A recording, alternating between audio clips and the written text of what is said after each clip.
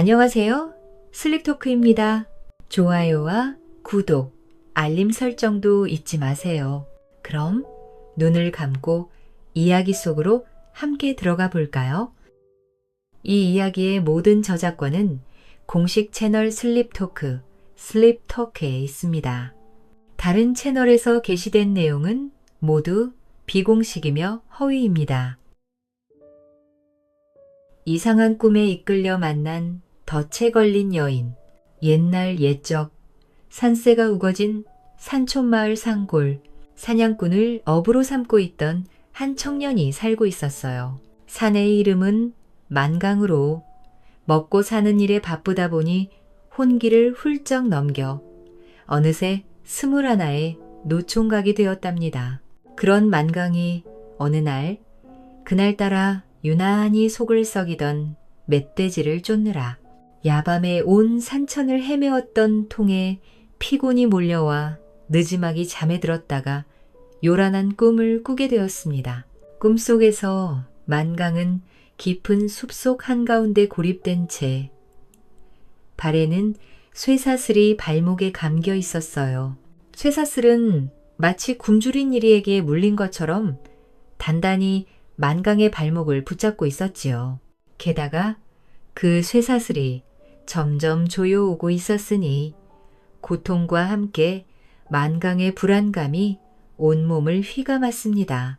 발버둥 쳐도 발은 빠져나올 수 없고 이대로 계속 버둥대다가는 크게 상처가 날 판이었습니다. 사람 살려?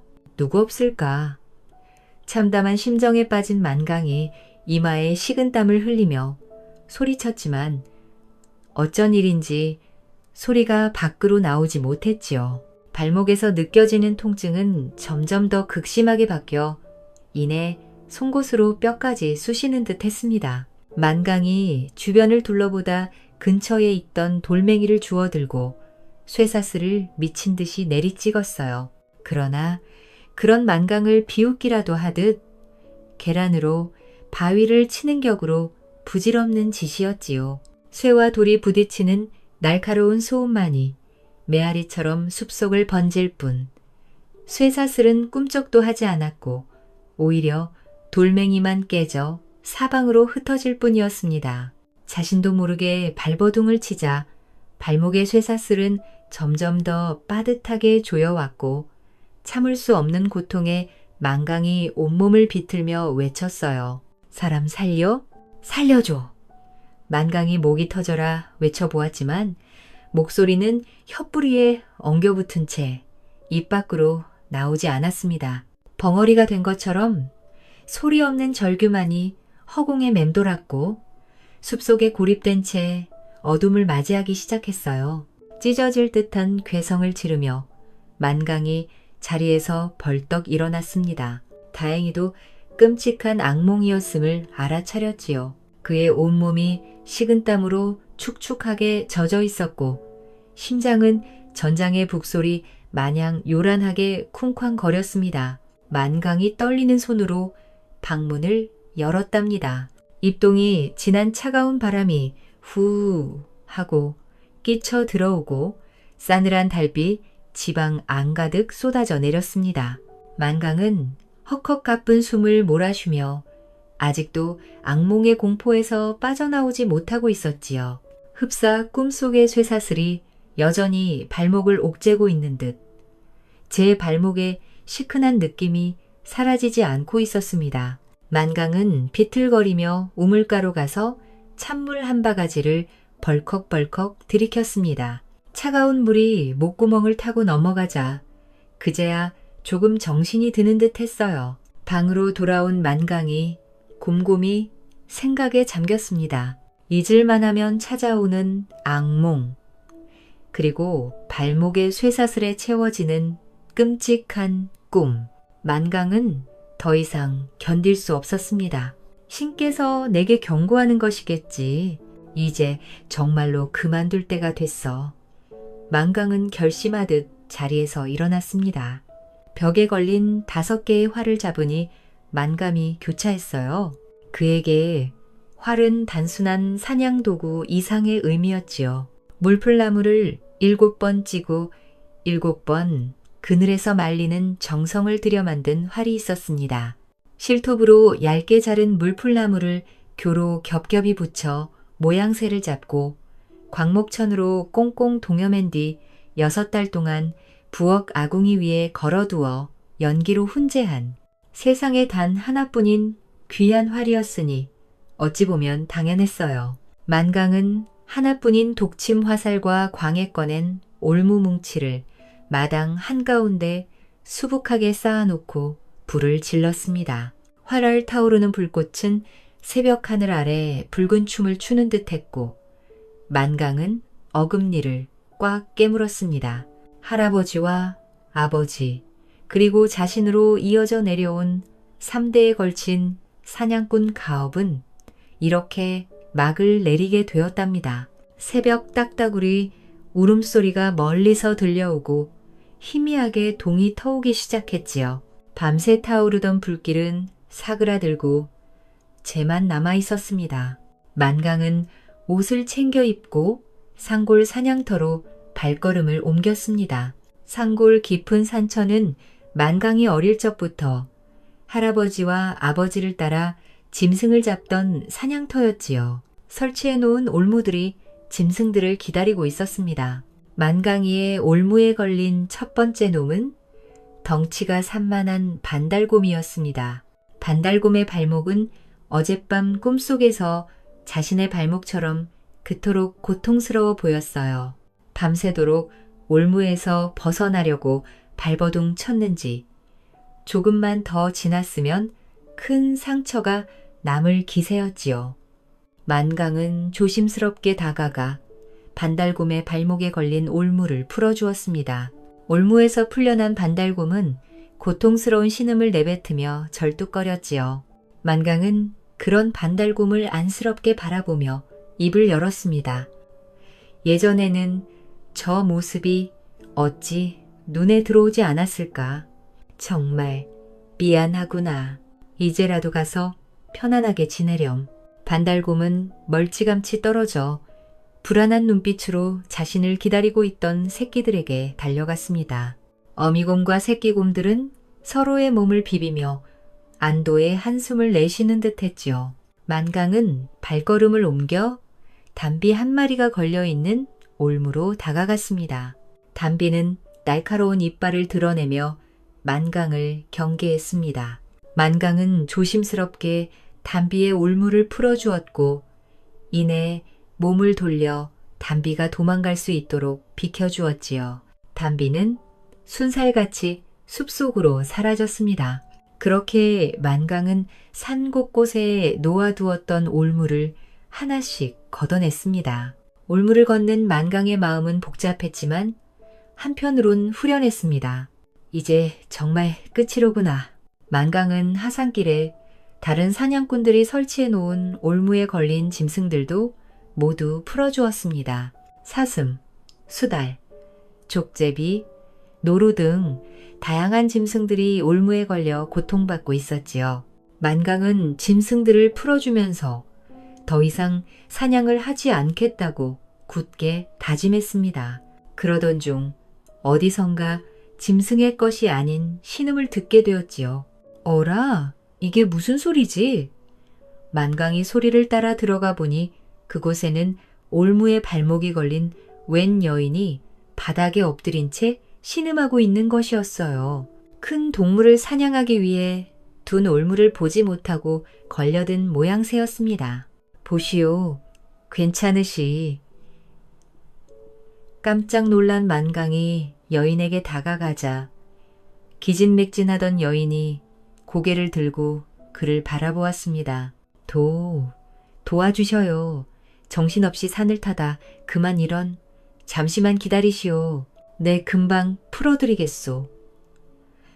안 그래도 핏기가 새하얗게 변해 그야말로 기절하기 일보 직전이던 여인이 놀라지 않도록 강은 목소리를 낮추며 조심스럽게 여인의 발목에 걸려있던 올무를 풀어 그녀를 구해주었습니다. 정말 감사합니다.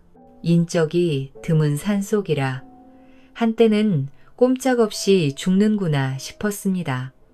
아니, 이곳은 험준한 사냥터로 이름 높은 곳인데 어찌 처자 혼자 돌아다니신단 말씀이오? 마침 내가 여기를 지나갔기에 망정이지 하마터면 큰일 날 뻔했소. 그러게나 말입니다.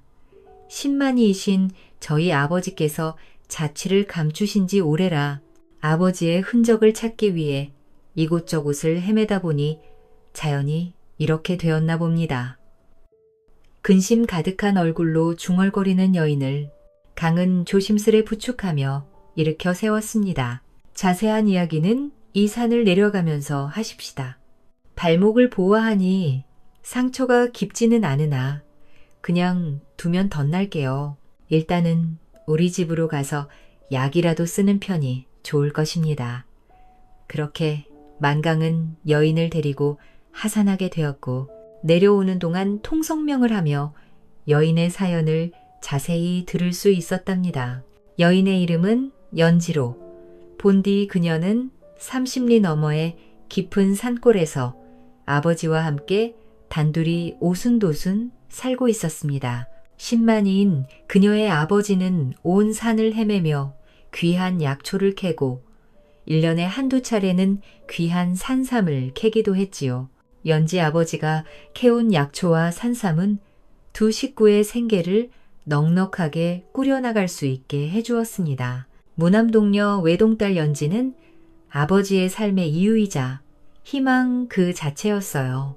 연지 아버지는 산에서 돌아오면 아무리 지쳐도 연지를 업고 마당을 몇 바퀴 돌고 나서야 밥상 앞에 앉았습니다. 그 해맑은 웃음소리는 아버지의 피로를 씻어주는 명약이었으나 어느 날 연지 아버지는 술에 취해 낯선 젊은이의 부축을 받으며 집으로 돌아왔습니다. 젊은이는 허우대가 멀끔하고 훤칠한 인상에 부침성까지 좋아 보였습니다. 연지 아버지는 젊은이를 박공이라 소개하며 산을 타던 도중 만난 인연이라고 했지요. 환한 얼굴로 싹싹하게 굴던 공을 연지는 삼촌이라 부르며 따르게 되었어요. 그날 밤 발공은 연진의 문간방에서 하룻밤 신세를 졌고 그날 이후로 그는 자주 연지의 집을 드나들었습니다. 연지 아버지와 발공은 금세 친해져 함께 술잔을 기울이며 밤늦도록 이야기를 나누는 일이 잦았지요. 발공은 툭하면 연지의 집에서 자고 갔습니다. 비가 억수같이 쏟아지는 날이나 눈이 무릎까지 쌓이는 날에는 사냥을 접고 연진의 문간방에서 제 집처럼 편하게 잠을 잤어요. 심지어 연지 아버지가 산에 들어가 집을 비운 날에도 발공은 연지의 집에서 머물렀습니다. 그러던 어느 날 발공과 연지 아버지는 심각한 표정으로 며칠 밤낮을 머리를 맞대고 은밀한 이야기를 나누는 것이 아니겠어요? 두 사람은 커다란 보따리를 싸기 시작했습니다. 연지는 불안한 눈빛으로 두 사람을 바라보았지만 무슨 일인지는 묻지 않았습니다. 두 사람은 얼추 2달을 잡고 상만골 깊은 봉우리에 가기로 했다는 이야기를 연지에게 했습니다. 상만골은 사람의 발길이 잘 닿지 않은 깊고 험한 곳으로 100년 묵은 산삼이 즐비하다 알려져 있었습니다. 또한 그곳에 사는 족제비의 꼬리털은 붓을 만드는 장인들이 돈 보따리를 싸들고 찾아올 만큼 귀한 것이라고 했지요. 떠나기 전날 밤 7살의 연지는 아버지 품에 안겨 잠이 들었습니다. 아버지의 따뜻한 품에서 왠지 모를 불안감을 느꼈지만 어린아이처럼 투정을 부리기 싫었던 마음에 꾹 참았답니다. 다음 날 아침 발공과 연지 아버지는 든든하게 밥상을 물리고 상만골로 떠날 채비를 마쳤지요. 연지는 아버지를 배웅하며 자신이 아끼던 호박 목걸이를 벗어 아버지의 목에 걸어주었습니다. 아버지, 꼭 돌아오셔야 해요. 연지가 울먹이며 말했습니다. 연지 아버지는 연지를 꼭 안아주며 다짐했습니다. 어이구, 우리 딸 걱정 마라. 연지야, 2달 안에 꼭 돌아오마. 아버지 없는 동안 큰 집에 부탁해. 너를 잠시 의탁해 둘 것이니. 가서 큰아버지 큰어머니 말씀 잘 듣고 알았지? 하지만 그것이 아버지와의 마지막 순간이 될 줄은 연지는 꿈에도 몰랐습니다. 2달 안에 돌아온다던 아버지는 한 해가 가고 또 다른 해가 바뀌어도 돌아오지 않았어요. 연지는 매일 밤 아버지의 목에 걸어준 호박 목걸이를 떠올리며 눈물로 잠들었지만 아버지의 따뜻한 품을 다시 느낄 수 없었어요. 아버지의 소식이 끊기자 큰 집의 사람들은 연지를 하녀처럼 부려먹기 시작했습니다. 큰아버지와 큰어머니 또한 사촌들까지 연지를 하대하며 괴롭혔지요. 꼬박 몇 년을 종노릇하며 눈칫밥을 먹다가 결국 재작년 큰 집을 뛰쳐나와 무작정 아버지를 찾아 나선 지가 이제 2년째였습니다. 그간 주막 식모살이를 비롯해 닥치는 대로 이것저것 하며 입에 풀칠을 하던 연지는 하루도 아버지를 생각하지 않은 날이 없었습니다. 그리하여 짬이 나는 대로 상반골의 깊은 산속 여기저기를 올라 아버지의 흔적을 쫓던 연지는 결국 사냥꾼들이 놓은 올무를 미처 발견하지 못하고 발목이 묶여버린 것이었지요. 제 집으로 오는 동안 그녀의 사정을 들은 강은 한숨을 쉬며 말했습니다. 참으로 딱하기가 그지없구만요. 나야 이 상만골에서 사냥을 업으로 삼던 노민이 이곳 지형에는 빠삭하지만 다른 고수나 신만이 혹은 사냥꾼을 본 기억은 없는데. 자, 일단 움직이지 말아보시오. 만강은 연지를 마루에 조심스럽게 앉힌 후 광에서 약초꾸러미를 가져왔습니다. 당황스러운 상황이니만큼 잠시만 실례를 하겠소. 그리고는 그녀의 치마를 살짝 말아 올려 뽀얗게 드러난 발목에 나 있는 올무의 상처를 치료하기 시작했어요. 연지는 부끄러움에 잔뜩 붉게 물든 얼굴을 푹 숙인 채 만강의 손길에 간지러움을 느끼듯 두 눈을 질끈 감았지요. 그렇게 치료를 마친 후 잠시 쉬어야 한다는 만강의 만류에도 불구하고 한사코 손사래를 치던 연지는 강을 향해 인사를 하며 말했습니다. 참으로 감사드립니다. 제가 이 은혜는 언젠가 반드시 갚도록 하겠어요. 다만 지금은 아버지를 찾는 일이 급선무인데다 아무것도 드릴 것이 없으니 훗날 꼭 보토를 하겠습니다. 그 말을 마친 뒤 연지는 허겁지겁 만강의 집 밖으로 사라져 버렸고 그녀의 아련한 뒷모습을 바라보던 만강이 미처 그녀를 말리지도 못한 채 우두커니 서 있을 수밖에 없었지요. 시야에서 사라진 연지의 모습을 쫓던 만강이 제 손가락에 남아있던 포근하고 부드럽던 발목의 촉감을 상기하며 중얼거렸습니다. 저리도 곱고 여린 처자가 참으로 딱하기도 하지. 꼭 아버지를 찾을 수 있다면 좋겠구나. 연지의 안녕을 빌어준 만강이는 이내 정신을 차리고 광 속에 쌓아둔 피들을 모두 꺼내기 시작했지요. 자, 이러고 있을 것이 아니라 어쨌든 나도 내 할 일을 해야지. 하나하나 꺼낸 모피를 싹 모은 만강. 그것을 짊어져 장터에 내다 팔았어요. 그렇게 모피를 판 돈으로 만강이 고구마 2가마와 콩 3가마를 샀습니다. 눈이 쌓이면 짐승들이 먹을 것이 부족할 테니 이 곡식들을 숲속에 뿌려줘야겠다. 만강이 다름 아닌 짐승들을 위해 곡식을 마련한 것이었습니다. 그간 너희 덕에 내 밥은 굶지 않고 살았으나 너희들에게 해코지를 하며 지냈으니 이제라도 그 업보를 청산하며 살아보련다. 이제 만강이 사냥꾼이 아니라 짐승들을 지켜주는 사람이 되기로 결심한 것이었지요. 그렇게 겨울 내내 짐승들의 먹이를 챙겨주던 만강이 3대에 걸쳐 쌓인 자신의 업보를 천천히 씻어 내려가던 중이었습니다.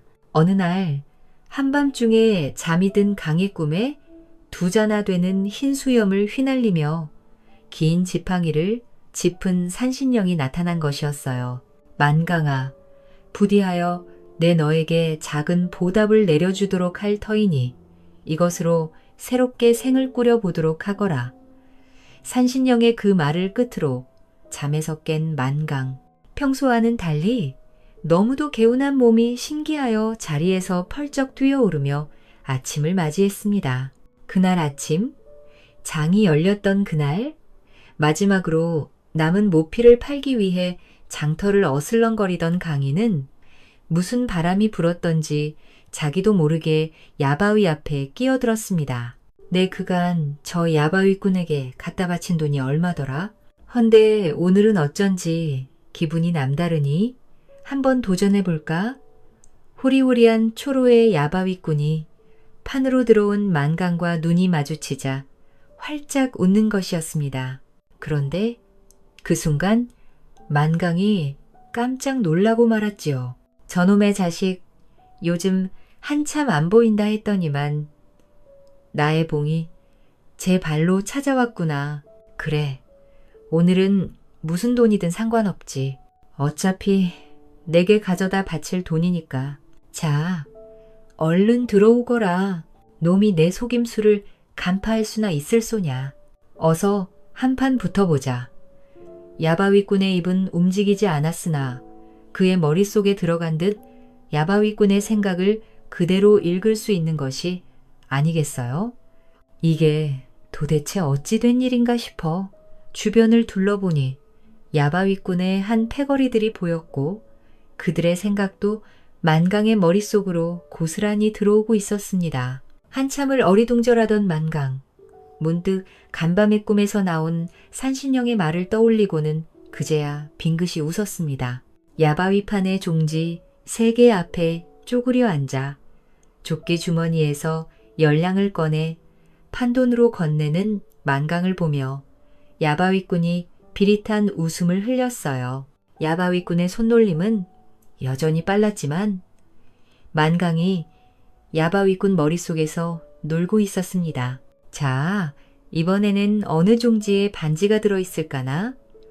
야바위꾼은 능숙한 손놀림으로 3개의 종지를 빠르게 돌리기 시작했어요. 구경꾼들은 숨을 죽이고 종지의 움직임을 뚫어져라 쳐다보았습니다. 만강이 짐짓 모르는 척 고민하는 표정을 지으며 지켜보았지요. 자, 맞춰보시지요. 여기 이 종지로 하겠소이다. 만강이 가운데 종지를 가리켰습니다. 그러자 야바위꾼의 표정이 대번에 구겨지고 말았어요. 종지를 들어 올리니 그 속에 반지가 드러났고 만강의 승리였지만 불편한 표정을 감추지 못한 야바위꾼은 다시 종지를 돌렸습니다. 이번에는 더욱 현란한 손놀림으로 만강의 눈을 속이려 했지요. 하지만 만강이 이미 그의 모든 생각을 꿰뚫고 있었습니다. 이번에도 만강이 망설임 없이 오른쪽 종지를 가리켰습니다. 야바위꾼은 당황한 기색을 감추지 못하고 천천히 종지를 들어 올렸습니다. 맞았습니다. 아, 손님 감이 꽤나 좋으십니다. 그려. 만강이 가리킨 종지 안에는 또다시 반지가 들어있었지요. 구경꾼들이 환호성을 질렀습니다. 만강이 이후로도 연거푸 7판을 연속으로 맞춰 거진 200냥 가까운 거금을 따냈습니다. 그간 내리당하며 돈을 털리던 만강이 오늘은 판을 훤히 들여다보듯 왕창 따니 주변의 바람잡이들과 야바위꾼이 눈짓으로 신호하였고 슬며시 야바위판을 거두었지요. 이거 오늘은 이만 일정이 바빠서 여기까지만 하겠소이다. 그리고는 후다닥 도망치듯 장터를 빠져나가는 것이었어요. 그들을 바라본 만강이 두둑해진 주머니를 매만지며 통쾌한 미소를 지었습니다. 장만, 골, 깊은 산의 산짐승들을 살려준 총각 만강이 산신령으로부터 타고난 능력, 즉 독심술을 전수받아 종횡무진 활약하기 시작했어요. 이날 이후로 장터 곳곳에서 판을 벌이던 야바위꾼들을 찾아내는 족족 털어먹은 만강은 단숨에 저작거리의 유명인이 되었고 촌부의 주머니를 털던 야바위꾼 호연이 자취를 감추었습니다. 시간이 더욱 지나 이러한 만강의 비범한 능력은 고을 사또의 귀까지 전해졌고 사또가 그를 동원으로 불렀어요. 듣자 하니 너의 능력이 참으로 신통하다 들었다. 허면 억울하게 누명을 쓴 백성을 구제하는데 힘을 보태줄 수 있겠느냐? 사또의 간곡한 부탁에 만강이 흔쾌히 승낙하며 말했지요. 제가 가진 능력이 억울한 사람을 돕는 데 쓸 수 있다면 물론 기꺼이 돕겠습니다. 그 후 사또는 수사 과정에서 자백을 받아내기 위해 예전처럼 매를 치는 일을 하지 않아도 되었지요. 만강이 혐의자의 생각을 읽어내 진실을 밝혀내니 참으로 신통하여 누구 하나 억울한 이가 나오지 않았기 때문이었습니다. 덕분에 더 이상 험한 꼴을 볼 필요도 거짓말의 시시비비를 가릴 일도 억울하게 누명을 쓰고 옥살이를 하는 사람도 없어지게 되었고 그러자 점점 상만 공정하고 평화로운 재판이 이루어지는 곳으로 명성을 얻게 되었지요. 이 소식이 조정에까지 들어가게 되었습니다. 한편 흥청거리는 인파들이 쏟아져 나오는 장날의 한 요리집, 그 속에서 참모로 날품을 팔고 있던 연지가 이마에 땀방울을 훔치다 말고 그 자리에서 얼어붙고 말았습니다. 비단 저고리에 알록달록 비단 치마를 입은 귀부인의 차림새를 한 여인이 목에 걸고 있는 것은 호박 목걸이가 눈에 들어왔기 때문이었지요. 그것은 분명 연지가 7살 때까지 차고 다녔던 목걸이였다. 아버지가 집을 나서기 전 그의 목에 걸어주었던 바로 그 물건이었죠. 호박은 송진 같은 나무의 진이 수천만 년의 세월을 두고 화석으로 변한 보석으로 투명하고 단단하여 쉬이 가공하기 힘든 천연의 물건이었습니다. 저건 아버지께 걸어드린 내 목걸이야.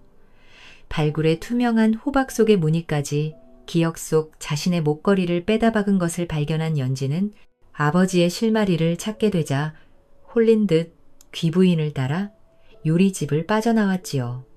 느갈 짧은 해가 서쪽으로 기우는 사이 정신없이 귀부인을 따라 저작거리를 지나던 연지가 앞을 제대로 보지 못한 까닭으로 누군가와 부딪히고 말았어요. 뭐니야? 각자가 바닥에 나뒹굴며 비명을 질렀고 이윽고 서로의 얼굴을 확인한 두 사람이 반가운 목소리로 소리쳤지요. 아니, 당신은 연진 왕자 아니시오? 어머, 그러는 그쪽은 일전의 그 만강은희님?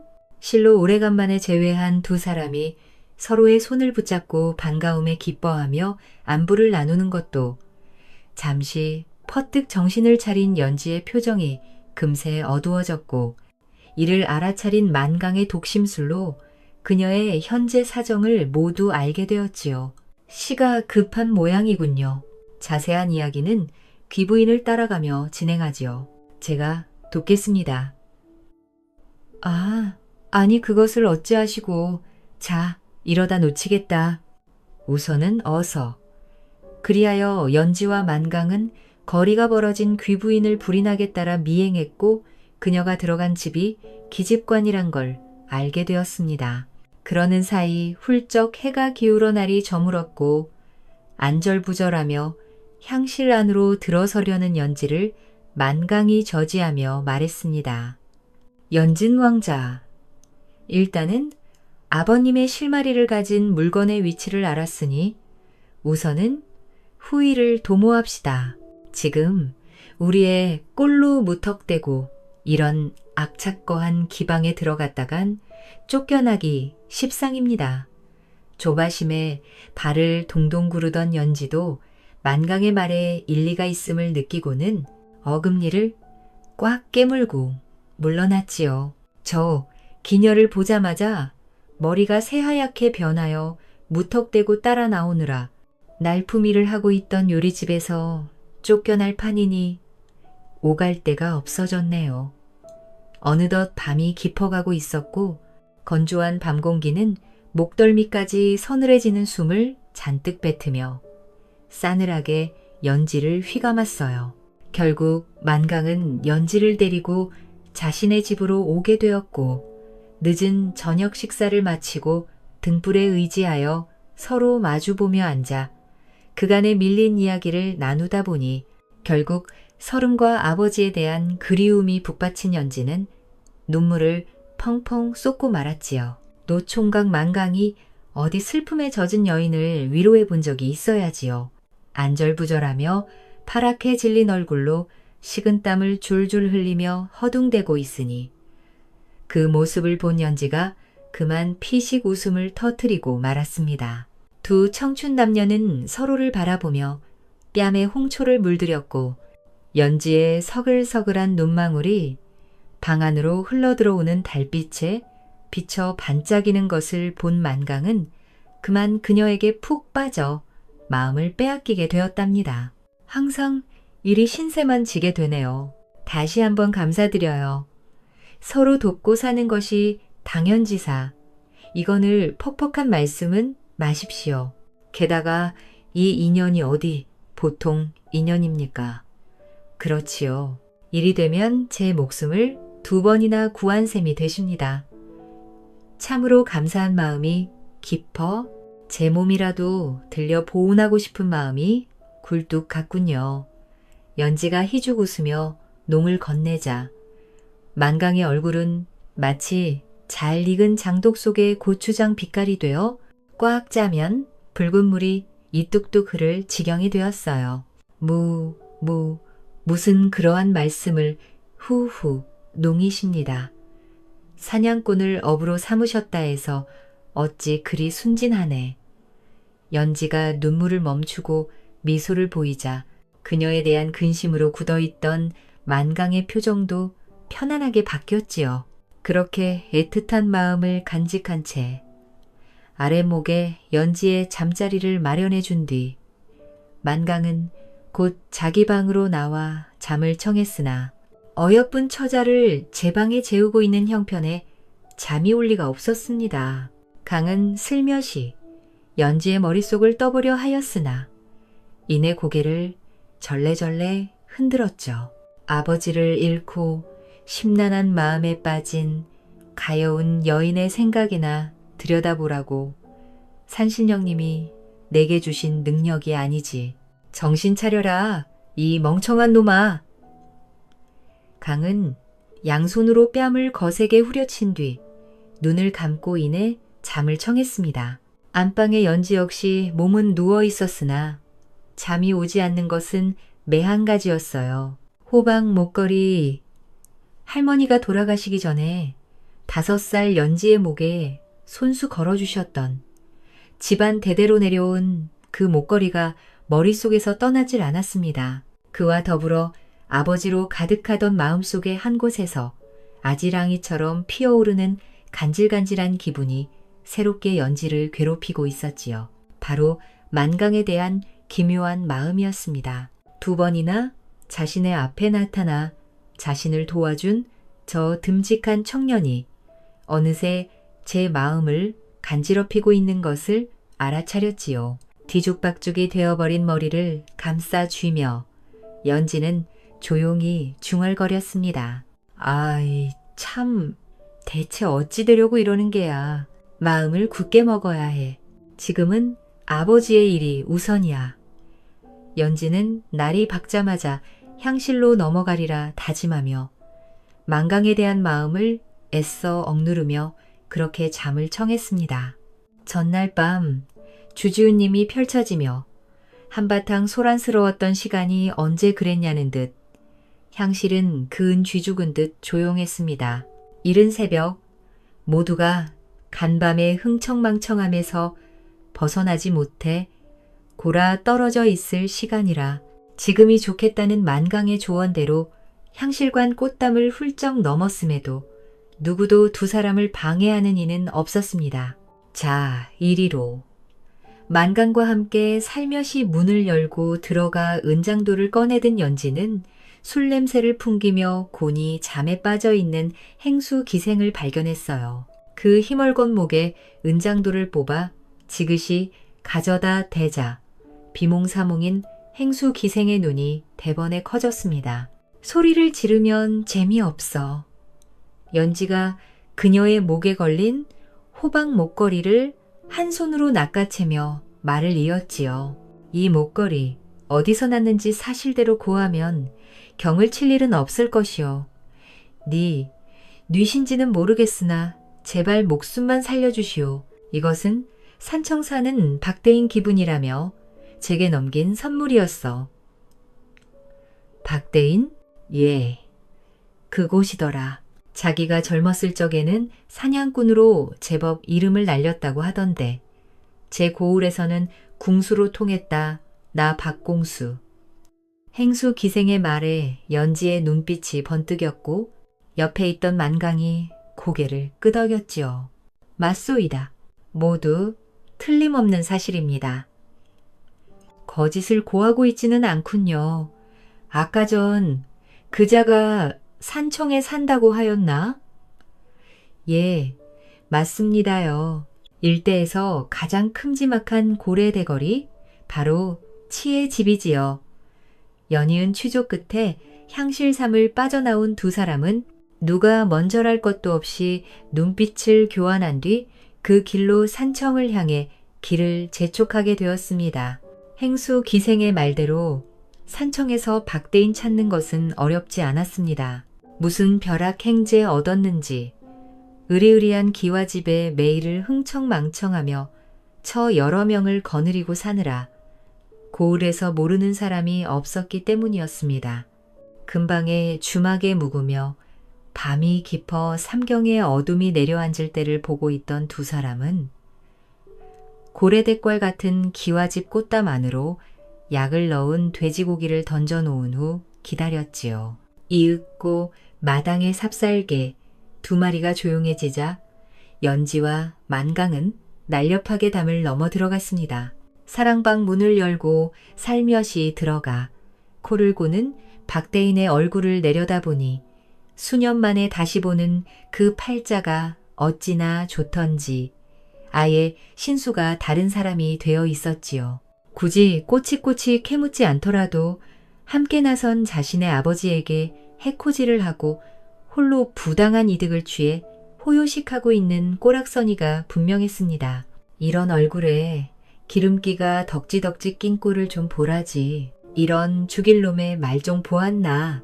분노를 참지 못한 연지가 은장도 칼날로 그의 목을 지그시 누르자 잠에서 깬 박대인, 아니 박공수는 헐레벌떡 몸을 추스리며 헉, 누구냐 하고는 말을 더듬는 것이었습니다. 참촌, 그간 강령하셨죠? 저를 기억하시려나 모르겠지만 저 연지 있습니다요. 연지의 궁수가 곰곰이 생각에 잠기더니 내 기억이 난 듯 온몸을 떨며 중얼거렸지요. 요 연지야, 그게 그러니까 말이다. 당황하게 요서를 늘어놓을 생각일랑 마시고 우리 아버지가 어찌 되었는지 말하셔요. 뭔가 큰 오해가 있는 듯하지만 연지야, 일단 내 말을 좀 들어보거라. 이후 발공수는 온갖 헛소리와 가언이설을 앞세우며 거짓말을 시작했어요. 자신은 족제비를 잡고 연지의 아버지는 산삼을 캐느라 자연히 헤어지게 되었다는 둥. 그 뒤로는 소식이 끊겨 자신도 모른다는 둥. 앞뒤가 맞지 않는 소리만 늘어놓고 있었지요. 가만히 그 모습을 바라보며 박궁수의 머릿속을 들여다본 만강이 한숨을 푹 쉬며 말했습니다. 낭자, 저놈이요. 저놈이 100년근 산삼더미를 발견한 아버님을 절벽에서 떠밀고 그 많은 산삼을 몽땅 차지한 거요. 어렴풋이 이야기해드렸듯 나는 사람의 마음을 읽을 수 있는 재주가 있어요. 이 작자는 지금 이 순간까지도 자신의 죄를 뉘우치기는커녕 새치열을 놀려 상황을 모면할 국리뿐이군요. 그 은장도를 이리 주시오. 벌을 대신하여 내가 베어드리겠소이다. 그 말을 듣고 있던 연지는 조용히 고개를 가로저으며 대답했어요. 괜찮습니다. 고정아, 그럴 것이라 이미 짐작하고 있었습니다. 그렇지 않고서야 이러한 기와집에, 첩질에, 기방 노름질에, 일개 사냥꾼, 버릇으로 감당할 삶이 아니지요. 이것은 엄연히 제 아버지에 대한 복수. 그러니 마무리도 제가 짓는 것이 좋겠습니다요. 연지야, 제발 부탁이다.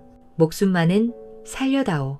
삼촌이랑은 그래도 한때 꽤나 친하게 지냈던 예정이 있는 사이 아니더냐. 그러니까 부디 목숨만은. 차가운 표정으로 궁수를 내려다보던 연지는 애절하게 내밀고 있던 그의 손을 뿌리치며 말했습니다. 예, 목숨만은 살려드리지요. 남은 여생 동안 우리 아버지에게 참회할 기회는 가져야 하니까요.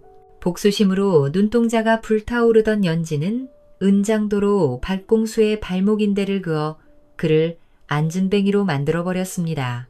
삼경을 적시는 박궁의 비명과 붉은 빛으로 물든 사랑방을 뒤로 한 채 연지와 만강은 그렇게 대궐 같은 기와집의 담장을 넘어 어둠 속으로 유유히 사라져버렸지요. 이후로 얼마나 내달렸을까요? 뒤도 돌아보지 않고 한참이나 달려 으슥한 산길에 당도한 두 사람은 턱까지 찬 숨을 몰아쉬었습니다. 마침내 제 아버지의 행방과 그에 대한 복수까지 이룬 연지의 가슴 속에 파도 같은 허무함과 더불어 엄청난 슬픔이 밀려들었지만 모든 것을 곁에서 지켜보고 있던 만강이 말없이 연지의 어깨를 감싸 안으며 그녀를 위로해 주었습니다.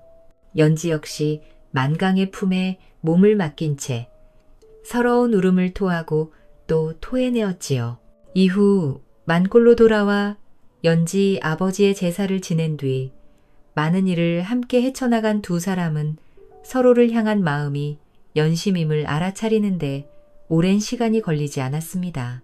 특히 연지에게 의지할 곳 하나 없던 자신의 삶에 유일하게 제 편에 서준 소중한 인연인 만강, 놓칠 수가 없었지요. 가파르게 깊어지는 연심에 청춘의 춘심이 더해지니 불같이 달아오르는 것은 당연지사였습니다. 이제 낭자의 곁은 내가 지켜드리겠습니다. 더 이상 가슴 아픈 일로 그 얼굴에 눈물이 맺히는 것을 두고 볼 수만은 없습니다. 만강님이 없었더라면 저는 지금쯤 어찌 되었을지 아찔하기만 합니다. 드디어 오롯이 입은 은혜를 보은하는 것에만 집중할 수 있게 되었으니 이 어찌 기쁘지 아니하겠어요. 그 예전 제가 농담 삼아 건넸던 그 말 기억하고 계신가요? 놈이라면 어떤? 두 눈을 휘둥그레뜬 만강을 바라보며 연지가 살짝 미소 짓고는 은은하게 뿜어져 나오는 색을 감출 생각도 없이 달콤한 목소리로 중얼거렸어요. 어머나, 어쩜 이리 시치미를 떼실 참이. 이미 제 속을 들여다보고 계시지 않습니까? 보고 계신 그대로 그 보은을 오늘 밤 제 몸으로 실현하고 싶습니다. 그렇게 연지는 스스로 저고리끈을 풀며 만강에게 와락 안기게 되었고 촉촉하게 달아오른 그녀의 달큰한 살냄새에 취한 만강이 그녀의 허리를 감싸주며 호롱불을 끄자 산새와 풀벌레들도 조용히 두 사람의 첫 도를 축복이라도 하는 듯 얌전히 숨을 죽이는 것이었습니다. 두 사람은 이후 밤이 새도록 서로를 탐닉하며 깊어가는 삼경을 적시게 되었어요. 이후로 자연스레 초철한 혼인까지 올려가시버시가 된 두 사람은 서로를 반려로 맞아 행복한 나날을 보내게 되었지요. 그러던 중 고을에 관하여 이룩했던 혁혁한 공로를 조정이 인정받았던 만강. 마침내 그 소문이 한양까지 올라가 의금부의 부름을 받게 되었지요. 고관대작들을 무리하게 추하것이 굉장한 부담이었던 국문의 장에서 굳이 곤장을 곁들일 필요도 없이 역심과 비리를 품은 고관대작들의 생각을 끄집어내게 되었으니 모든 사건이 너무나 쉽게 해결되는 통에 결국 만강은 어명을 받아 당상관의 자리까지 꿰차는 쾌거를 이루게 되었습니다. 팔자에도 없던 벼슬의 맛까지 보게 되어 가세가 안정된 이후로도 만강과 연지는 서로를 향한 마음을 변함없이 이어가며 서로의 인생의 등불이 되어 주었다는 후문이 있사옵니다. 이 이야기는 사냥꾼 만강이 꿈을 통해 자신의 잘못을 깨닫고 생명을 소중히 여기는 사람으로 거듭나는 과정을 그린 감동적인 이야기입니다. 짐승을 사냥하던 그가 어느 날 자신이 덫에 걸리는 꿈을 꾸며 그동안 저질러온 일들의 무게를 깨닫게 된 것은 하늘이 준 깨우침이었습니다. 이후 만강은 사냥을 멈추고 산에서 덫에 걸린 연지를 구해주며 새로운 운명을 맞이하게 됩니다. 산신이 그에게 마음을 읽는 능력을 내린 것은 그가 이제는 짐승의 울음이 아닌 인간의 고통을 이해할 수 있는 사람으로 변화했음을 상징합니다. 연지와 함께 아버지의 억울한 죽음을 밝히고 끝내 정의를 세운 두 사람의 이야기는 선과 악, 인과응보의 진리를 다시금 일깨워 줍니다.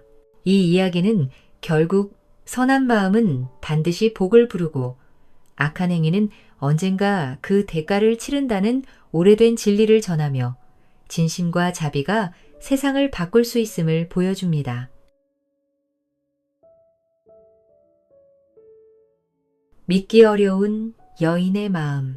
옛날 옛적 어느 시골 조그마한 읍내에 자칭 양반이라 내세우며 푼돈이나 좀 있는 것을 미끼로 세도를 부리고 있는 박생이라는 영감이 살았습니다.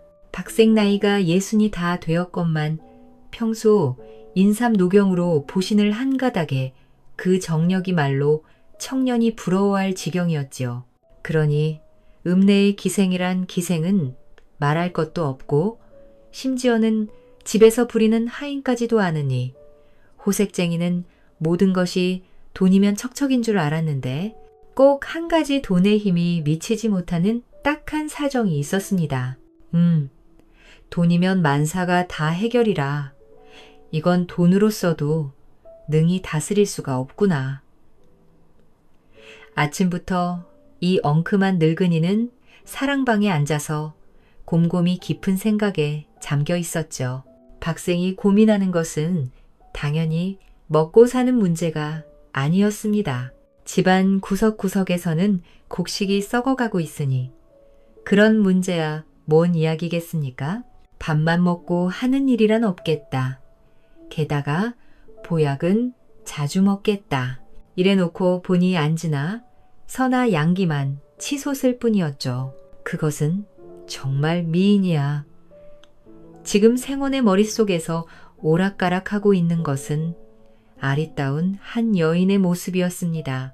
호색한 권위가 있는 영감쟁이인지라 첫눈에 한 번만 계집의 몸매를 보면 그 여인이 어떻다는 것을 능히 알아내고도 남음이 있었지요. 돈이 있으니 기생 나이들이야. 신경 쓸 필요가 없었으나 이제 기생 노름에 진저리가 난 박생은 색정의 대상을 엉뚱한 곳으로 돌려놓고 있었습니다. 행복인지 불행인지 박생은 이웃에 살고 있는 정초시에 마누라가 예쁘다는 소문을 벌써부터 알고 있었지만 며칠 전에 울타리 너머로 슬쩍 본 그 모습은 말로 표현할 수 없는 황홀감을 느꼈던 것이지요. 탐스러운 몸매, 백설처럼 흰 얼굴, 삼당 같은 머리채, 어디를 보나 정초시의 마누라는 박생의 색정을 불러일으키고도 남음이 있었습니다. 어떻게 한다? 무슨 일이고 한번 눈독을 들여놓으면 어떤 수단을 써서라도 기어이 성취시키고 많은 박생이지만 이 일만은 어쩔 수가 없어. 속으로만 끙끙 앓고 있었지요. 원래 정초신의 집안은 이 읍내에서도 알아주는 양반집으로서 흠이라면 가정이 가난하다는 것뿐이었지요. 그러나 가난하다는 이유로 함부로 초 씨의 마누라를 만만히 볼 수는 없는 일 아니겠습니까? 신분이 낮은 농노 계집이라면 돈으로 매수할 수도 있으나 상대는 자기보다 좀 가난할 뿐이지 신분만큼은 엄연한 반이라 함부로 서두를 수가 없었으니 답답할 노릇이었지요. 그러나 그것을 그냥 놓아둘 수는 없는 일. 박생은 사랑방에 앉아서 정초씨 마누라 생각에 골몰하다가 끝내 무슨 묘책을 생각했는지 갑자기 무릎을 탁 치면서 이맛살을 폈습니다. 옳지. 왜 그 생각을 미처 못했을까? 박생은 얼굴에 희색이 만면해지고 싱글벙글하였지요. 그렇게만 하면 조금도 체면을 잃지 않고도 욕심을 채울 수가 있거늘. 생원은 흡사 실성한 사람같이 방 안을 서성거리다가 얼마 있다가 종을 불렀습니다. 여어라. 그러자 안으로부터 하인의 대답 소리가 나면서 사랑방 앞에 대령하는 기척이 느껴졌죠. 부르셨습니까? 그래, 불렀다. 너 즉시 뒷집 정초시 댁에 가서 정가 있으면 내가 좀 뵙자고 전해라네. 그리하겠습니다. 하인은 박생의 명을 받고서 그 길로 정씨의 집으로 달려갔습니다. 마침 마당에서 화초를 손질하고 있던 정씨는 앞집 하인이 찾아온 것을 보고서 의아해 물었죠. 내가 어쩐 일인고? 서인 주인의 부름으로 이렇게 찾아왔습니다. 그래, 대체 무슨 연유로? 정초씨는 고개를 갸우뚱했지요. 비록 앞뒤 집이라 하나 평소에 그리 왕래가 있는 것도 아니었고 또한 정초씨 역시 돈이나 있다고 필요 이상 양반 행세를 하고 있는 생원의 소행이 심하여 사귀기를 꺼려했던 바였습니다. 아니, 뿐만 아니라 그는 박생을 내심 크게 경계하고 있었죠. 그렇습니다. 정초씨를 꼭 모시고 오라 하셨습니다. 정초씨는 잠시 뜸을 들이다 대답했습니다. 그럼 좀 기다려라네. 잠시 채비를 하고 갈 것이니. 정초씨는 하인에게 이르고 나서 방으로 들어가 의관을 단정히 차린 후 하인을 따라서 박생의 집을 방문했죠. 아이고, 이거 귀하신 손님이 오시는구려. 사랑방에서 정초씨가 오기만을 초조하게 기다리고 있던 박생은 버선발로 뛰어나와 그를 영접했습니다. 자, 어서 들어오십시오.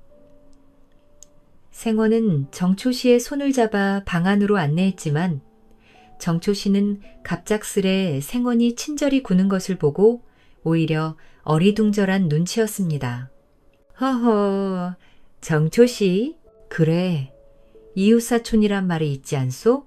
우리가 가만히 지내온 세월을 돌이켜보니 너무나도 무심히 지내왔구려. 하하, 오늘은 정초씨와 좀 더 우위를 돈독히 해보자는 마음에서 이렇게 갑자기 초대하였소. 가히 허물로 듣지는 마시오. 미리 준비라도 하고 있었는 듯 청산유수격으로 박생은 이렇게 인사 겸 서두를 꺼내 놓았습니다. 원, 별 말씀을 이렇게 초대해 주시니 되려 감사합니다. 이와 같이 주객간에 인사가 오고 가는데 어느새 차림이 들어왔습니다. 정초씨는 박생이 권하는 대로 술을 마시며 이런저런 이야기로 꽃을 피우는데 도연박생이 화제를 옮겼습니다. 여보, 정초씨, 바둑을 즐기시오? 잘 두지는 못하나 싫어하지는 않습니다. 정초씨가 이처럼 대답하자 박생이 뜰듯이 기뻐하며 말했죠. 그거 참 잘 됐소. 나 역시 이제 배우는 바둑이지만 정초씨가 대국해 주신다면 배울 겸 두어보겠소. 어디? 한판 벌려볼까요? 좋습니다. 초씨의 대답이 떨어지자 생원은 벽장에서 바둑판을 꺼내놓고 판을 벌리기 시작했습니다. 그러나 박원은 정말 이제 배우는 솜씨인 듯 거듭 두 판을 지는 게 아니 허허, 과연 정씨의 솜씨 못하겠는걸. 여보, 정초씨, 그냥 두기에는 정초씨가 싱거울 테니깐 우리 한 판에 단씩 내걸고 둡시다. 생원이 너털웃음을 웃더니 이렇게 제안을 하는 것이었지 뭐. 돈을 내걸 것까지 있습니까? 원말. 그래야 나정을 아니요. 지더라도 한 수를 똑바로 익히게 되는 것이죠. 자, 단 양식 걸고서 어디 한번 시작해 봅시다. 정초 씨가 아무리 사양을 해도 생원이 이토록 집요하게 서두르는데 정초 씨는 승낙을 아니할 수가 없었습니다. 뿐만 아니라 돈에 녹이 쓴다는 부자 노인이 자기같이 무일푼 선비에 돈이 욕심나서 름을 벌리자는 의도가 분명 아니니까 승낙을 하는 것도 그리 나쁘지 않다는 생각이 들었지요. 두 사람의 바둑은 해가 뜨는지 지는지 모를 만큼 진지하게 전개되다가 최후의 한 판이 끝나자 박생환이 말했습니다. 허허, 이건 달걀로 바위치기로군. 그러나 오늘 배운 수가 많소. 박생환 그렇게 말하고 먼저 자리를 물러섰지만 그날 밤 정초 씨가 집으로 와서 돈을 세어보니 그 돈이 무려 양이었습니다. 역전 10단량의 쌀이 한가마니 양이란 돈은 결코 적은 돈이 아니었지요. 별스럽게 재물이 생기는구나. 정초 씨는 뜻밖의 생긴 재물이라 마음속이 흐뭇했습니다. 자그, 재물은 선비의 마음을 더럽힌다는 말이 있는데 정초 씨는 이 말을 아는지 모르는지 그저 기뻤지요. 그러나 한편 박생 또한 마음이 흐뭇했습니다. 계획이 딱딱 맞아가는구나. 밤이 의식하도록 박생 사랑방에 앉아서 다음의 계획을 세우고 있었죠.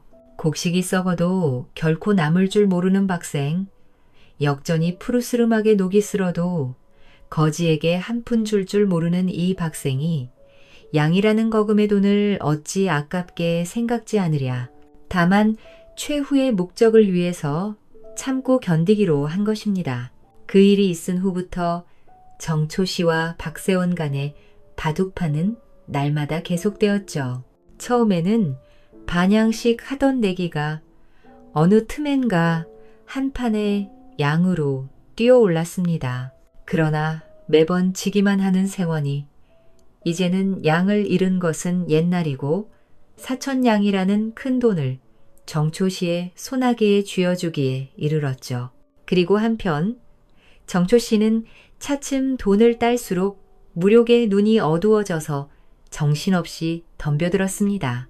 그럴 때마다 박생 속으로 네, 이놈 하면서 칼날 같은 웃음을 번뜩였지요. 결코 박생 바둑 실력이 정씨보다 못한 바가 아니었고 아니 그보다 더 수였지만 했습니다.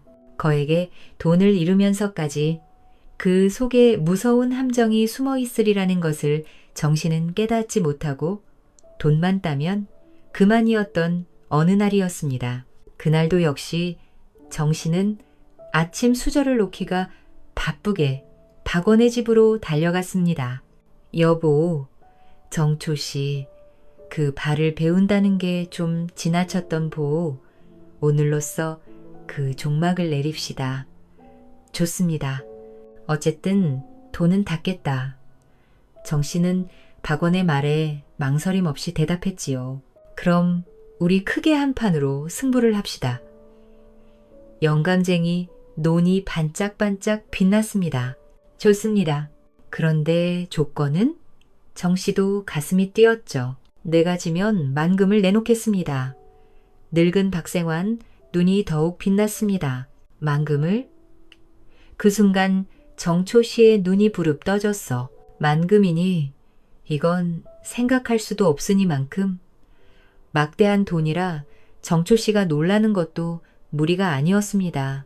허허, 뭘 그리 놀라시죠? 내가 지면 그까진 돈이야. 즉석에서 내놓겠습니다. 그런데 정초 씨께서 지는 날에는 무엇을 내놓겠습니다? 박생, 혈색, 좋은 얼굴이 유난히 유들그렸지. 하지만 정초 씨는 냉큼 말문이 열리지 않았습니다. 상대방이 선뜻 만금을 걸었으니 자기도 거기에 알맞은 금액을 걸어야 마땅한데 대체 그만한 돈이 어디 있다고 선뜻 응하겠습니까? 아니, 뭘 그리 주저하고 있어. 이미 정초의 속을 환히 내다보고 있는 박생은 빙긋 웃으면서 물었죠. 박선은 그 많은 돈이 능히 있으시니 선뜻 거실 수 있지만 저야 어디 그런 돈은 꿈에라도 생각해 본 일이 있겠습니까? 정초 씨가 솔직하게 자기의 심정을 털어놓으니 생원이 웃으며 말했습니다. 허허, 정초 씨도 너무나 대장부가 소심하고 그 돈이 없으면 그만큼 가치 있는 것을 잡히면 될 게 아니요. 박생 두 눈이 탐욕으로 희번덕거렸죠. 원래 저는 청빈한 선비인만금에 대적할 만한 물건이 어디 있겠습니까? 하하. 그러자 의미 있게 웃는 박생. 입술이 한동안 실룩거리는 잠시 뜸을 들이고는 말했습니다. 그럼 정초씨, 부인님이라도 잡히시면 되지 않소? 드디어 박원의 본심이 나온 것이죠. 아니, 내 마누라를 깜짝 놀라는 장이었습니다. 왜? 자신이 없어 마누라를 신음인 스타. 여보, 정초씨 계집의 몸값이 아무리 중하기로니 만금에 비할 수 있겠소? 내 정초씨의 사정을 잘 알기 때문에 하는 소리니 속히 걸고 한판 결시. 생원은 은근히 압력을 넣었고 정초씨의 가슴속은 힘이 복잡했지만 그는 한동안 망설이다가 조수, 그렇게 합시다 하고 결연히 승낙을 하고 말았습니다. 만금이 돈이 결코 쉽게 뿌리칠 수 없는 유혹의 힘을 가진 것이었지요. 그럼 그렇지. 자, 그럼 우리 서로 믿는 마음에서 계약서를 쓰고 도장을 찍읍시다. 전보다 신이 나서 서둘러대는 생원의 태도가 좀 수상기는 했으나 정씨는 그의 말대로 계약서를 쓰고서 손도장을 눌렀죠. 자, 이제 서로 실력을 겨루어 봅시다. 계약이 끝나자 영감은 바둑판을 벌려놓았습니다. 이렇게 해서 시작된 바둑은 날이 어두워도 큰 승부가 나지 않았지요. 평면 손쉽게 영감쟁이가 손을 들고 물러서려만 오늘만은 곧 질 것 같으면서도 묘하게 위기를 모면하며 전세를 만회하는 것 아니겠습니까? 실력이 대단하구려. 정초 씨는 차츰 초조해졌습니다. 아니요, 정신을 차려야지. 그러나 박생 태연자약하였습니다. 결국 승부는 초저녁에 이르러서 박원의 승리로 끝이 났지요. 하하, 그동안 배운 보람이 있구려. 오늘은 정초 씨께서 웬일이요? 박생 호탕하게 웃으면서 무릎을 쳤고 정초 씨는 신음소리만을 낼 뿐이었지요. 자, 그럼 우리 약속이나 지킵시다. 다음 순간 박생환 실축해 눈초리로 정색을 하며 정초 씨 앞으로 계약서를 내밀었습니다. 정초 씨는 다시 한번 깊은 신음소리를 냈습니다. 속았구나 여보. 정초 씨, 우리 서로가 양반의 몸이니 한번 약속한 계약은 어길 수가 없는 노릇이 아니여. 박생 냉정하게 계약을 이행하라는 말을 제삼짓거 있습니다. 내가 돈의 눈이 어두지. 장초 씨는 순간의 실수로 이 교활한 늙은이가 미리 파놓은 함정에 빠지게 된 것을 다시금 후회해 보았으나 때는 이미 늦었지요. 여보, 정초 씨, 뭘 그리 심각히 생각하고 있어? 그까짓 계집이 또 얻으면 되는 것 아니여? 영감쟁이 농간. 정초 씨는 가슴속에 치밀어 오르는 불덩어리를 꾹 참으며 자기 집으로 돌아갈 수밖에 없었습니다. 그날로 초 씨는 자리에 눕자마자 끙끙 앓고 말았죠. 그의 마누라는 갑자기 남편이 눕자 이상스럽게 여기며 물었습니다. 여보, 평생 가야 당신이 앓으시는 것을 볼 수 없더니 오늘은 갑자기 이게 웬일이요? 아무것도 아니요. 정초 씨는 차마 앞집 박생과 그 일을 입 밖에 내지 못하고서 그저 끙끙 앓는 소리만을 낼 뿐이었지요. 무슨 일이 있었나요?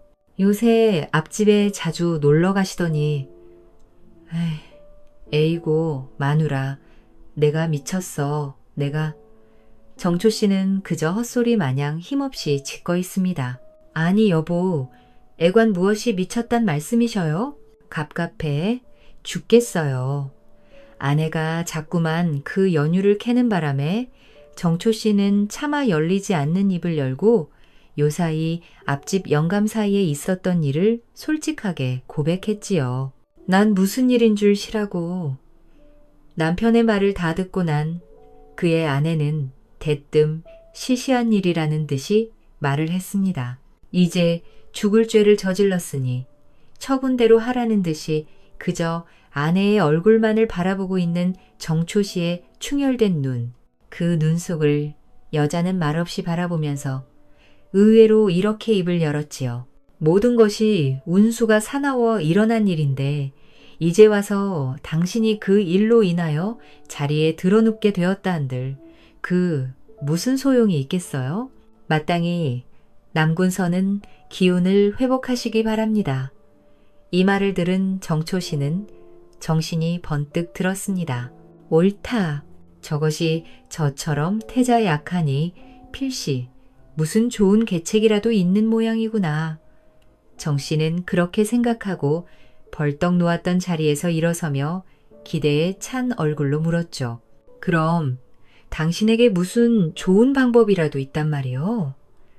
참, 당신도 세상에 태어나면서부터 방 안에서만 세월을 보낸 분, 여자가 그 무슨 계책이며 방법이 있겠습니까? 소첩이 이제 남군과 더불어 100년의 가약을 맺지 못하고 생이별을 하게 된 것도 모두가 팔자라 아무런 방법도 없는 줄 압니다. 아내의 말을 들은 정초신, 머릿속이 빙그르르 어지러워지며 마구 부르짖었습니다. 꼭 그렇게 가야만 하겠소? 당신도 그게 무슨 말씀이요? 장부의 언에는 중천금이란 옛말이 있지 않아요? 남군서 늙은이와 계약을 했으니 만일 소첩이 가지 않는다면 어찌 장부의 신의를 지킬 수 있겠습니까? 즉 가겠다는 말이요? 그야 당연하지요. 정초 씨는 더욱 정신이 아찔했습니다. 애당초 자기의 입에서 이런 말이 나오면 눈물을 흘리며 죽어도 못 가겠다고 몸부림칠 줄 알았는데 이건 그와 정반대로 여자가 먼저 법도를 따지며 가겠다는 말에 그즉 믿었던 하늘이 구멍이 뚫린 듯 했지요.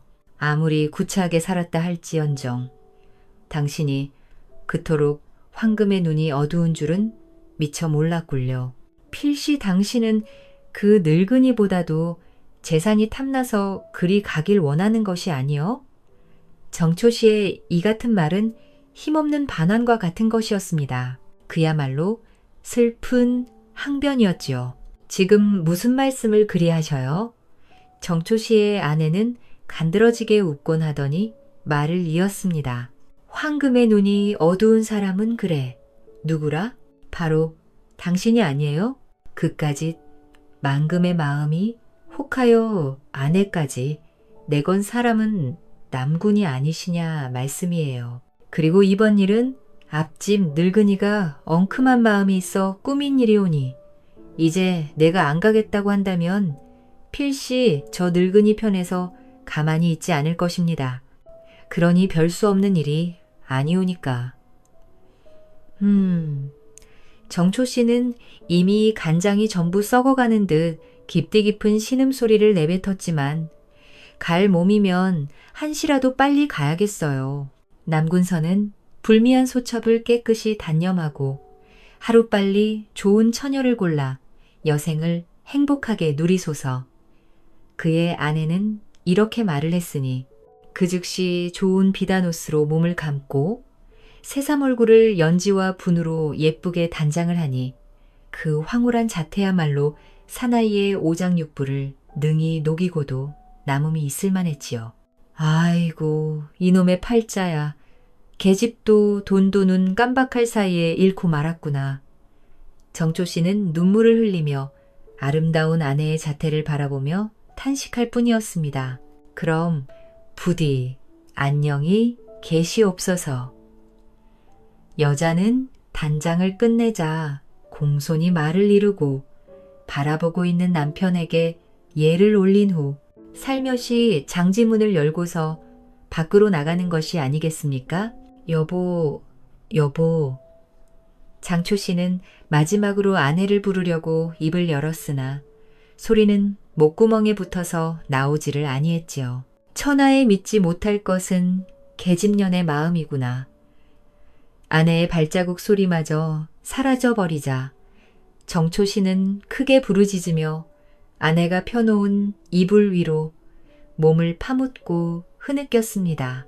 텅 빈 방 안에는 아내가 남기고 간 분 냄새가 더욱 정초 씨의 간장을 끌게 만들었지요. 한편 집을 나온 정초 씨 마누라는 그 길로 곧장 늙은 박원의 집으로 갔습니다. 이제나 저제나 하고 안절부절하며 정초 씨 마누라가 오기만 기다리고 있던 박생, 밖에서 사람 인기척 소리가 나자 혹시나 하고 방문을 열어보았지요. 그 순간 박생은 눈이 부신 듯 혹시 꿈이 아닌가 싶어 넋 나간 사람처럼 한동안 문간 쪽만을 바라보고 있는 것이었습니다. 생원 어르신 정초 씨의 처가 왔나이다. 대문간에 서서 생원을 마주 바라보고 있던 여인은 허리를 굽히며 인사를 올렸지요. 그래. 당신이 왔구려. 어서. 박원은 이것이 꿈이 아니라 생생한 현실임을 깨닫고 황급히 버선발로 뛰어나가 여인을 맞았습니다. 어서 올라오. 인께서 올 줄 알았다면 사람을 보낼 것을. 박생으면서 허둥지둥 어쩔 줄을 몰라 했지요. 별 말씀을 다 하십니다. 소첩 같은 보잘것없는 계집을 이토록 환대해 주시니 그 은혜에 되려 황송하옵니다. 정초 씨 아내는 낭낭한 목소리로 살풋입을 놀리며 다시금 예를 올린 후 윗목에 날아갈 듯이 앉았죠. 아랫목에 앉아서 여인을 바라보고 있는 박생, 입술이 저절로 벌어졌습니다. 목 매인간에도 잊지 못하던 여인. 그 여인이 지금 자기 앞에 앉아있음을 볼 때 생원은 결코 허황된 꿈이 아니기를 빌었죠. 그대는 과연 경국지색이오. 그대를 이렇게 가까이 보니 내 가슴속이 마냥 출렁대는구려. 박원은 늙은이답지 않게 간지러운 말로써 여자에게 말을 던졌습니다. 별 말씀을? 여인은 그 아리다 온 아미를 살며시 그리고 눈을 치뜨며 영감을 쳐다보는데 그 교태, 말로 혀 안호가 말을 못할 정도였지. 하하, 겸손의 말씀. 부인과 같은 꽃다운 여인이 어찌 정초 씨와 같이 빈곤한 가정에서 헛되이 세월을 보낼 수 있을까. 이제 그대와 내가 오늘 밤 이렇게 만났으니 준당 봄빛이 비추기 시작함과 같음이라. 나와 더불어 이제 부귀 영화를 누리게 되었구려. 박생 음탕한 눈으로 여인의 몸을 핥듯이 쳐다보았습니다. 소첩에게는 황공한 말씀입니다. 그러나 자고로 열려는 불개 이불아 했으니 비록 소첩이 연료가 되지는 못한다 할지라도 어찌 전군에 대한 절정을 잊을 수 있으리. 이제 소첩이 생어, 신의 소실이 됨에 있어 한 가지 줄 말씀이 있사옵니다. 정초 씨의 아내는 그 붉은 입술 사이로 석류 같이 희고 반짝이는 이를 간간히 드러내 보이면서 이같이 말하는 것 아니겠습니까? 임자가 할 말이 있다고 그래. 무슨 말인지 해보네. 말씀은 다름이 아니오라. 여인이 한참 뜸을 들이자 애가 타는 박생, 어서 말해보라. 재촉하였다. 지혜를 짜내시어 소첩을 획득하였으나 이제 소첩 더불어 지혜내기를 하신 후 어르신께서 능히 이기신다. 소첩은 쾌의 영감님의 소실이 될 것이요. 만일 지신다면 소첩에게 후의 상금을 내리시어 정초 씨에게 돌아가게 해주소서. 하, 임자가 나에게 지혜 누름을 하자니 이보다 더 유쾌한 일이 어디 있겠어. 좋고 말고. 여인의 말을 들은 박생 방안이 떠나가라고 박장대소를 하였습니다. 내년이 야근채를 해보았자 별수가 있느냐. 내 남편 정초 씨도 손쉽게 같은 집이야. 무슨 걱정이 있을 소냐. 생원은 통쾌하게 웃으면서 속으로는 이같이 부르짖으며 윗목에 오똑 앉아있는 여인을 많이 들여다보았습니다. 최후의 반항이로구나. 여인의 아리따운 얼굴을 보는 순간 생원의 마음속은 음한 불길이 마구 치솟찌그래. 만일 그가 이긴다면 금을 내줄 생원은 능글맞게 웃으며 여인에게 묻는데 그 모습은 마치 늙은 호랑이라 놈이 살진 암캐 물어다 놓고 침을 꿀꺽꿀꺽 삼키면서 최후로 놀려대고 있는 모습과 똑같았습니다. 넌 그물에 걸린 고기야. 영감은 코웃음을 지으며 여인의 입에서 무슨 말이 나올까 하고 목을 느리며 기다렸죠. 소첩이 이기면 황금 1만을 주십시오. 여인의 입에서는 아무 거리낌도 없이 이 말이 튀어나왔습니다. 만금. 그때 여인의 말을 듣자 박생 두 눈이 확 커졌죠. 왜? 놀라셔요? 그 꼴을 본 여인은 간드러지게 웃었습니다. 그대의 하는 말이 내 귀여워서 그래요. 마니라 좋어. 박원은 억지로 호기를 부리며 쾌히 승낙했지만 음성이 들렸습니다. 또 계약서를 써라. 써주지. 꽤 교활한 열로. 그나 속으로는 이같이 붕괴하면서 그래도 양반의 채통을 세우려는 건지 아니면 여인은 이미 자기 것이나 다름없으니까 순순히 그의 청이나 들어주자는 것일까. 하여튼 박생는 벽장에서 붓과 벼루를 꺼내 들고 계약서를 썼지요.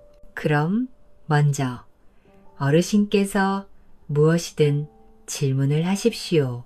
소첩이 대답하리라.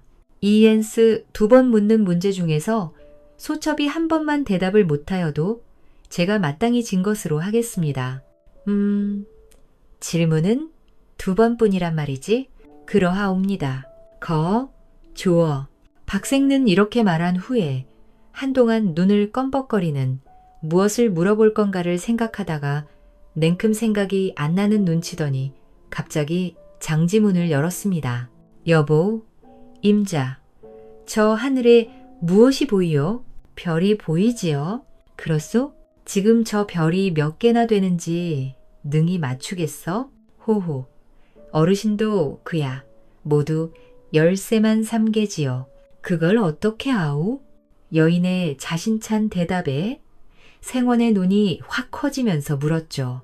소첩이 그걸 알게 된 것은 정초 씨에게 출가하기 전에 하늘의 별을 전부 헤아려서 그 수를 능히 안다면 반드시 부귀영화를 누린다는 말을 듣고 3년이란 세월을 보내 워본 적이 있기 때문입니다. 정 씨의 아내는 를 먹으며 술술 말을 잇는 것 아니겠습니까? 그럼 한 개라도 틀림이 없는가? 틀림이 없는 줄로 압니다. 만일 어르신께서 믿어지지 않으신다면 손수, 세어, 보소서. 여인의 이 말을 듣고 박생이 하늘을 우러러보니 저 무수한 별을 어느 세월에 다 셀 수 있단 말인가.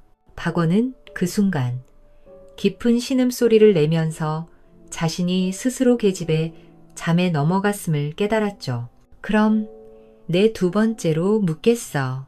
내 물건의 크기가 얼마인지 알겠소? 그 소리에 그저 얼굴을 새빨갛게 불켜고서 묵묵히 앉아있는 여인을 보니 박생 저절로 기운이 우주해. 옳지. 이제야 내년에 잠깨 구멍이 막히고 말았구나. 하고 어서 맞추라. 제을 성화같이 하였죠. 임자는 모르겠지. 솔직히 굴복하는 게 어떠하오. 잠깐만. 박생환이 욱박지르자 여인은 손을 내우며 정색을 하였습니다. 그럼 능히 맞추겠네. 어르신도 참. 이처럼 쉬운 질문만 하셔요. 쉬운 질문? 그럼 내 것의 크기를 알겠단다. 이혼해. 알겠나이다. 얼마나 되겠어? 잠깐만. 여인이 방긋 웃으면서 대답을 했지요. 5치. 그리고 또 7치 다 푼다. 아니, 그게 무슨 소리인가? 5치면 5치. 또 7치다 분이라 하면 웬 말인고? 박생이 끓어오르는 흥분을 참으며 물었죠. 생원 어르신도 어이, 그리 모르시는 말씀을 하십니까? 보셔요. 그 물건이란 게 원래 변화무쌍한 것이어서 항시 일정한 형태로만 있지 아니한, 즉 어찌 그 크기를 한마디로 말할 수 있겠습니까? 소첩의 말이 믿기지 않으시면 어르신께서 친히 시험해 보소서. 여인의 말을 듣고 난 박생환. 그때 정신이 번쩍 들었죠. 아차, 그는 자기의 물음이 힘이 어리석었다는 것을 깨달았으나 때는 이미 늦었지요. 호호호, 영감님. 승부는 이로써 결정이 된 줄로 압니다.